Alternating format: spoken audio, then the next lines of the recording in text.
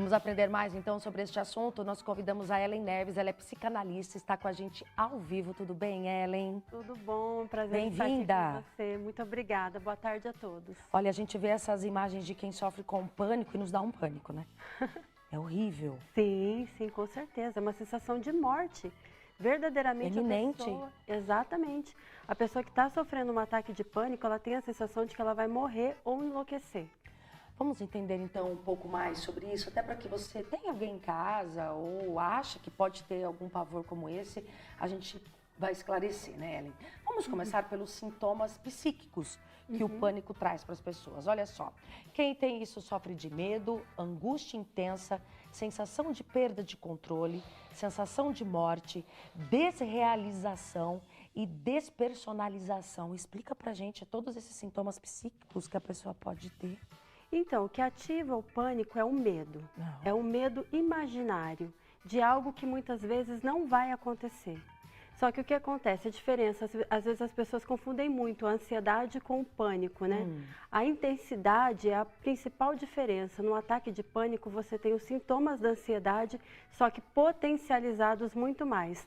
Tanto que a pessoa que está sofrendo um ataque, ela acha que está infartando ou tendo um AVC. Olha. Então ela tem o aperto no peito, a falta de ar, o taquicardia. Isso, que são sintomas físicos que a gente vem logo em seguida. Exatamente. Essa desrealização das coisas que a gente fala, ela cria algumas situações, ela imagina coisas que não existem. Ela chega assim a sentir de que ela não faz, o corpo dela não é ela tem uma sensação, é estranho falar isso, mas que não é ela que está no corpo, ou que ela é um observador dela mesma. É a despersonalização e a desrealização é a sensação de que ela não está vivendo na realidade, que aquele ambiente não é real, parece que ela está num sonho. Nossa, gente, olha só, né? Participem no 3027-9622, a gente está ao vivo e pode tirar suas dúvidas sobre o pânico. Agora sim, vamos aos sintomas físicos, né? Que você citou e que é importante a gente estar atenta.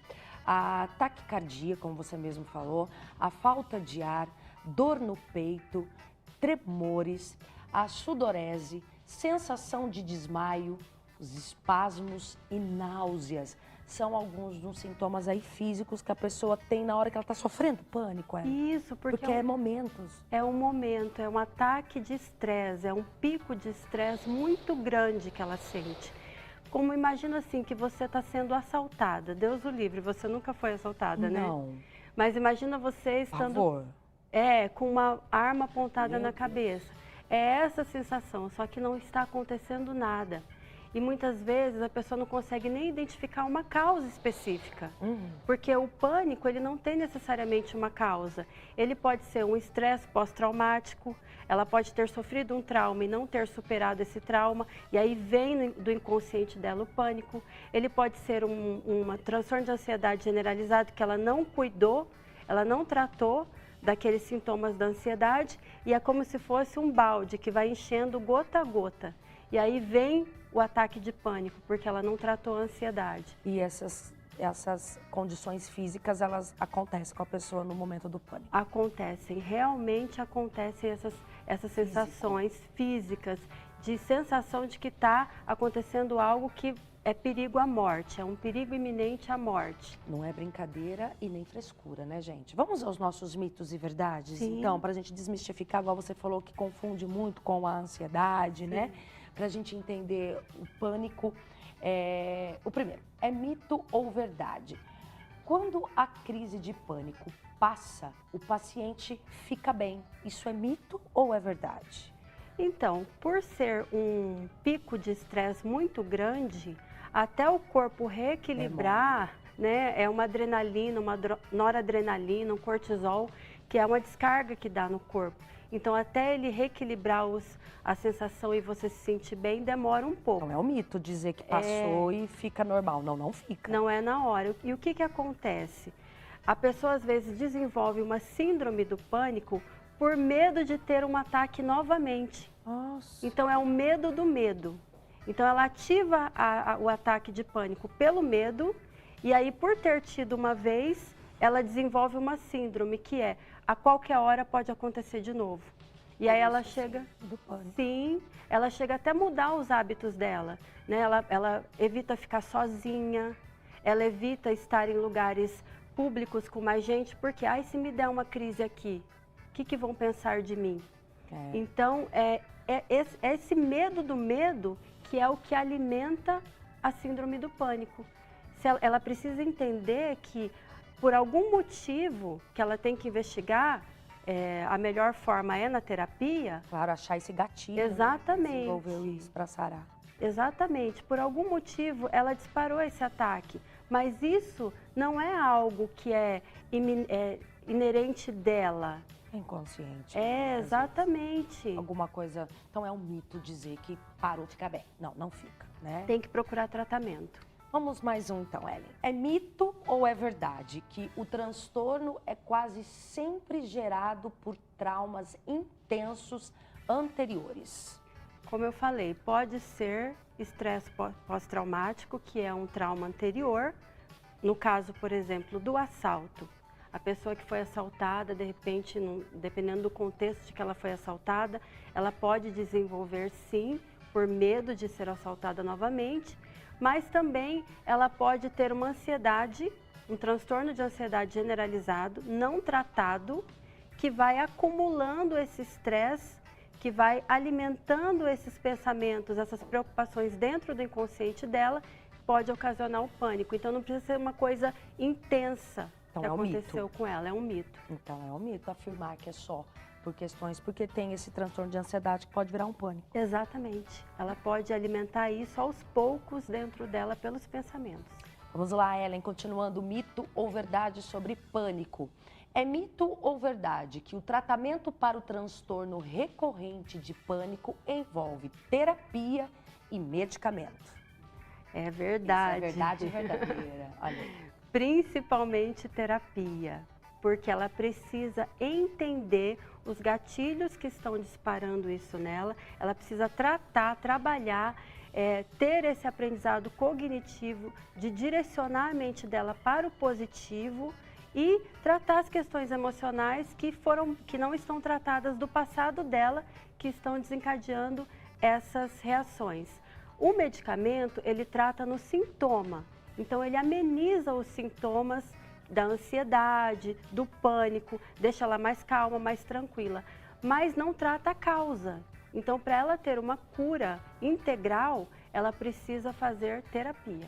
E é tão importante a gente falar deste assunto, hoje é uma segunda-feira, porque, igual você falou, é tão inerente a ela querer estar, porque está no subconsciente, ela nem lembra alguma ocasião que às vezes pudesse ter acontecido que ela tenha pânico. E hoje, gente, esses tipos de síndrome é um número altíssimo que tira as pessoas do mercado de trabalho.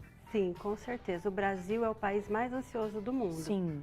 1 em cada 10 pessoas sofrem com ansiedade. Olha. Aqui no Brasil. E a ansiedade é o principal motivo que desencadeia o pânico se a pessoa não tratar. Ela precisa, primeiro, desenvolver novos hábitos, porque existem hábitos que alimentam a ansiedade e existem hábitos que tranquilizam a pessoa.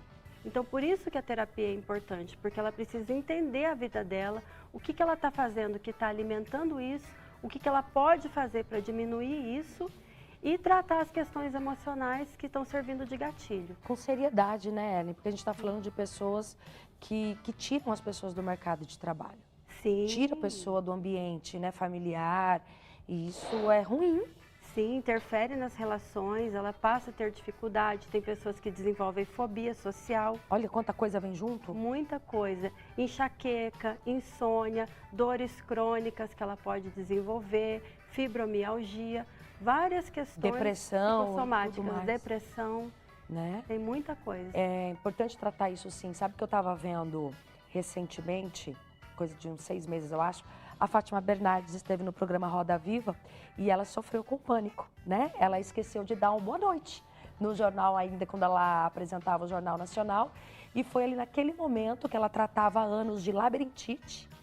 Olha só a confusão de sintomas. Ela tratava labirintite e uma noite, junto ainda com o William Bonner, ela foi dar uma boa noite e simplesmente apagou o boa noite da mente dela. E ali, até na época, ela falou, o William me ajudou muito nesse diagnóstico, ele falou, isso não é labirintite. E depois, em terapia, ela descobriu que já era uma vontade de sair do principal telejornal, né? Da televisão brasileira, que ela não queria mais estar ali, e aquilo foi somando, até essa crise de ansiedade que desencadeou o pânico e deu esse apagão nela e que precisou de muita terapia para ela descobrir isso, ela foi descobrir só depois. Olha só. Então isso tira as pessoas, né? Isso deu tudo isso que você falou, deu taquicardia, ela falou sudorese. Então, assim, ninguém tá ileso disso acontecer e ela ressaltou que olha quão difícil, porque você sair de uma licença, porque você está com uma doença física, é aceitável. Agora, você sair de licença porque você está com uma doença emocional, é mais difícil as pessoas compreenderem. É sobre isso que a gente tem que colocar uma tábua e parar com essa descriminalização. Tabu, né? Desse tabu de que doença emocional é frescura e tudo mais, porque não é. Infelizmente, né, a nossa cultura não valoriza as coisas que não são materiais, que não se podem ver, mas é a mente que controla o corpo. Então, se você não tem saúde mental, você não vai ter saúde física. Então, você até me lembrou do caso daquela ginasta, que ela desistiu, ela era uma das principais cotadas para ganhar as Olimpíadas, ela desistiu por questões de saúde mental e foi muito criticada. Agora eu pergunto, se ela tivesse lesionado um joelho, se ela tivesse se machucado, ninguém iria questionar a saída dela. Agora uma ansiedade ou um pânico. Exatamente, as pessoas questionam. Então vamos levar mais a sério, né? Isso daí. Muito obrigada. Eu que agradeço. Tá? Por você estar aqui e a gente desmistificar um pouco essa condição do pânico. Espero ter ajudado quem